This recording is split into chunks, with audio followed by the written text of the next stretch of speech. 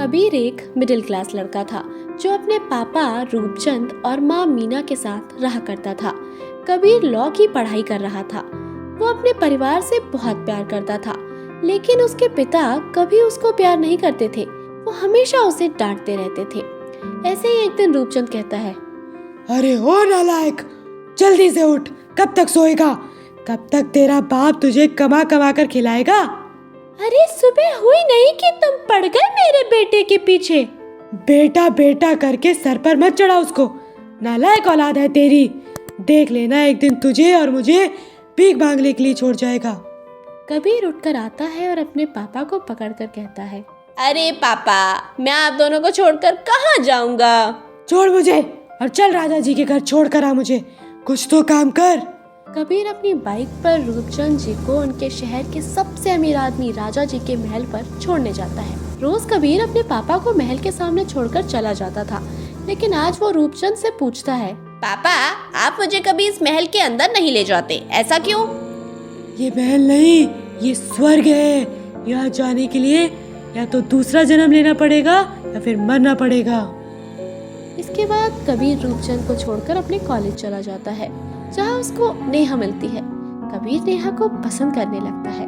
नेहा एक अमीर परिवार की लड़की थी। कबीर हिम्मत करके नेहा के पास जाता है और कहता है, हाय, क्या तुम्हारे पापा बैंक में जॉब करते हैं? क्यों? क्योंकि तुम में मेरा इंटरेस्ट बढ़ रहा है। हाँ, काफी बकवास जोक था।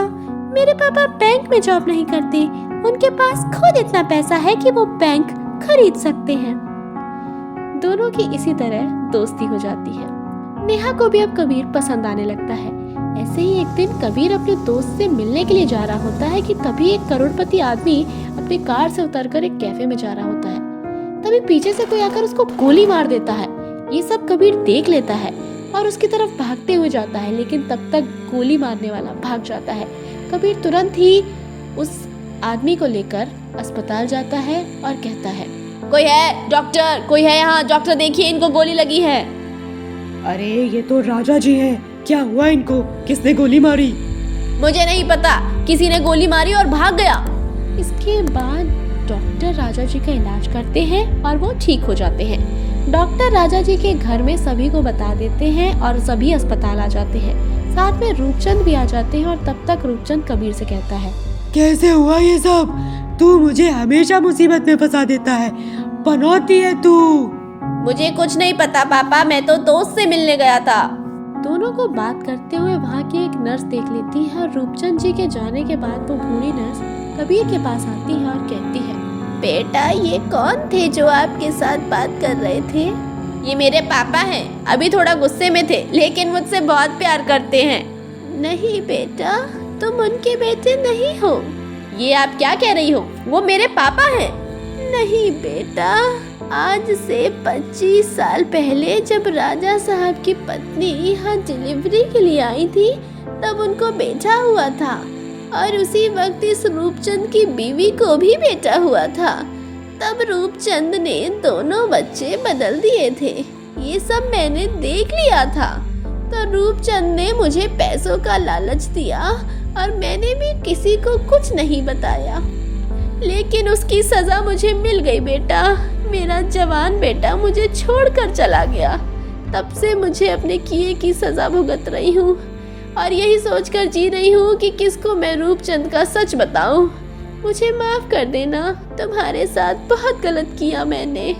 वो नर्स ये बोलकर वहाँ से चली जाती है। कबीर वहीं खड़ा था और तभी वहाँ रूपचंद आता है और कहता है, अरे तू अभी तक यही है? जा कुछ काम कर। आपने मुझसे इतना बड़ा झूठ क्यों बोला कि मैं आपका बेटा हूँ? तो इसलिए आज तक आपने मुझे कभी प्यार नहीं किया। ओ, आखिर तुझे सच पता लग गया। हाँ, ये सच है, तू मेरा बेटा नहीं है, तू उस राजा साहब का बेटा है। लेकिन आपने मेरे साथ ऐसा क्यों किया? क्योंकि उस राजा को अपने पैसे पर बहुत घमंड था। उसने हमेशा मुझे बताया है कि मैं गरीब हूँ, इसलिए मैंने दोनों बच्चों को बदल दिया। अब मेरा बेटा राजाओं की तरह वहाँ जिएगा और उसका बेटा गरीबों की तरह रहेगा। तेरा बाप अपने आखिरी टाइम तक अपने असली बेटे के लिए तरसेगा। इसके बाद कबीर अपने असली पापा के पास जाता है और उनको सच बताने ही वाला होता है, लेकिन तभी वो वहाँ अपनी असली माँ अमीशा को देखता है, जो गरीब लोगों को कुछ खास पसंद नहीं करती थी। अब कबीर चाहते हुए भी सच नहीं बता पाता और वहाँ से वापस आ जाता है। तब रूपचंद कहता है, क्या हुआ शहजादे साहब, महल नहीं जा रहे?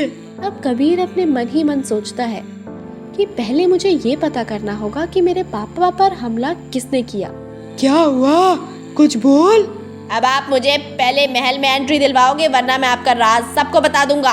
अब रूपचंद अगले ही दिन कबीर को महल के अंदर ले जाता है और राजा जी से मिलवाता है। कबीर अब अपने माँ बाप के बीच में रहकर बहुत खुश था। एक दिन रूपचंद का बेटा रोहन रूपचंद की एक गलती पर उसको मारने वाला होता है। तभी वहाँ कबीर आ जाता है। कबीर वहाँ आकर रोहन का हाथ रोकता है और रूपचंद कबीर से माफी मांगता है। कबीर बेटा, मुझे माफ कर दो, मैंने तुम्हारे साथ कभी अच्छा नहीं किया, लेकिन तुमने आज तक मुझ पर गुस्सा तक नहीं किया और मेरा अपना बेटा आज मुझ पर हाथ उठाने जा रहा था। कबीर बिना कुछ बोले वहाँ से चला जाता है। तभी रूपचंद जाकर अमीशा, राजा जी और रोहन को सब सच बता देता है, लेकिन तभी वहाँ गुंडे आ जाते हैं जो रूपचंद और राजा और अमीशा को पकड़ लेते हैं। तब रोहन कहता है, अरे ये क्या, पहले इस जायदाद के लिए मैंने जिसको अपना बाप समझकर मारना चाहा वो तो मेरा बाप है ही नहीं। चलो अच्छा है, अब मुझे दुख नहीं होगा क्योंकि आप मेरे बाप तो है ही नहीं। तो तू था वो नालायक जिसने मुझ पे हमला करवाया? हाँ, मैं तो मरवाना चाहता था, लेकिन ये कबीर न जाने कहां से आ गया। अब तुम सब मरोगे। इतना कहकर रोहन राजा साहब को मारने ही वाला होता है कि तभी वहाँ कबीर रोहन की गन ले लेता है और उन गुंडों को मार देता है, सबकी जान बचा लेता है। तब राजा साहब कबीर को अपने गले से लगा लेते हैं और रोहन को जेल हो जाती है। रूपचंद कहता है, मुझे माफ कर दो राजा साहब, मैंने आपसे आपका बेटा छीना। नहीं, मैं तो तुमसे बहुत खुश हूँ क्योंकि तुमने मेरे बेटे को बहुत अच्छे संस्कार दिए हैं और कबीर हम दोनों का बेटा है। अब इसकी माँ भी 2 माँ है। सभी लोग हंसी खुशी रहने लग जाते हैं और कबीर की शादी नेहा से हो जाती है। अब कबीर सच में एक शहजादा बन गया था।